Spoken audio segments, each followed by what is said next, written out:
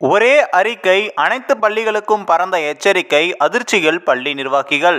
புதுக்கோட்டை மாவட்டத்தில் சில தனியார் பள்ளிகளில் தேர்வுக்கு முன் பெற்றோருக்கு பாத பூஜை செய்ததாக குற்றச்சாட்டு எழுந்ததை அடுத்து பள்ளிகளில் பாத பூஜை நடத்த தடையும் விதிக்கப்பட்டுள்ளது.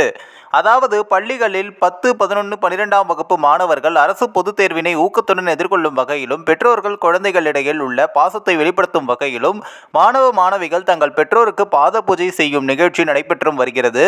இந்நிலையில் புதுக்கோட்டை மாவட்டத்தில் சில தனியார் பள்ளிகளில் தேர்வுக்கு முன் பள்ளிகளில் தங்களது பெற்றோருக்கு பாத பூஜை செய்ததாக குற்றச்சாட்டு எழுந்தது. பெற்றோர்களுக்கு பாத பூஜை என்ற பெயரில் மாணவர்கள் கொடுமைப்படுத்துவதாக பலரும் புகாரும் தெரிவித்துள்ளனர். இந்நிலையில் பள்ளிகளில் ஆசிரியர்கள் பெற்றோர்களுக்கு பாத பூஜை என்ற பெயரில் எந்த நிகழ்வும் மேற்கொள்ளக்கூடாது என்று அனைத்து தனியார் பள்ளிகளுக்கும் புதுக்கோட்டை மாவட்ட கல்வி அலுவலர் லீலாவதி சுற்றறிக்கை ஒன்றையும் அனுப்பியுள்ளார். அதில் பள்ளிகளில் பொதுத் தேர்வுக்கு முன் பாத பூஜை என்ற பெயரில் நடைபெறும் நடவடிக்கைகள் முற்றிலும் தவிர்க்கப்பட வேண்டும். மாணவர்களுடைய மனநலம் மற்றும் கௌரவத்திற்கு பாதகமாக இருக்கக்கூடிய செயல்பாடுகளை அனுமதிக்க கூடாது. பாத பூஜை தொடர்பாக புகார்கள் கிடைத்தால் உடனடியாக சம்பந்தப்பட்ட பள்ளி நிர்வாகத்தின் மீது கடும் நடவடிக்கை எடுக்கப்படும் என்றும் தெரிவிக்கப்பட்டுள்ளது.